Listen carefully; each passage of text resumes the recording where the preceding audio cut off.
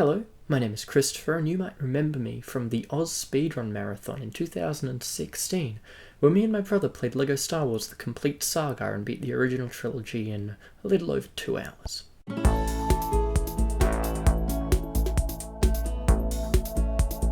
You probably got the idea that I'm someone who enjoys video games. You probably got that from the intro just then. If you've watched any of my previous devotionals, you probably see a few references popping up. And if you just look at the rest of my YouTube channel, all the videos from 2 years ago are basically just me playing games of varying quality, both the videos and the games themselves.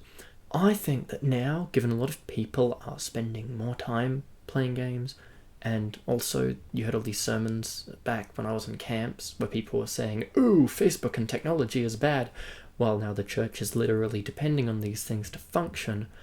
I think it's good to explore this distrust of video games that is shared by some people and talk about how they and God can connect. I find it funny that video games are the biggest target, given that people seem to be very okay with secular film and television, though then again you do get some specifically Christian movies of varying quality, some of which you watch because you realise that an actor in it was in a better secular film. I'm just gonna quickly cut in here. While editing, I realised that these two are actually sisters and not the same person, but the point still stands, you should watch both of these movies.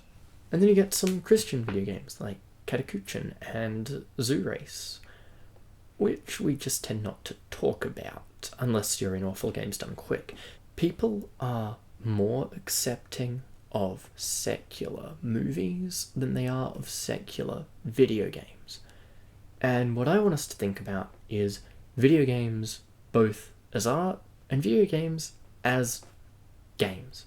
To break things down, you have games that are basically purely entertainment. Your online ones are, most popular, you've got Fortnite, then you've got your Apex Legends. Ultimate Chicken Horse is a personal favourite of mine. Scriblio is very popular among youth groups right now. In practice, these are no different than your card games that you would play on a camp. They're your 13s, they're your Warlords and Scumbags, they're your Spoons, they're your Go Fish when people have got really bored and it's 3 a.m. These are games that you can only play with others, and they're games that people bond over.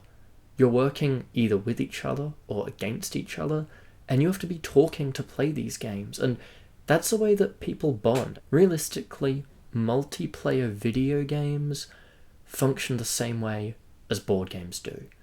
Now obviously, if someone were playing Go Fish 24 hours a day, 7 days a week, and dedicated their entire life to it while neglecting God, you might take them aside and have a talk to them.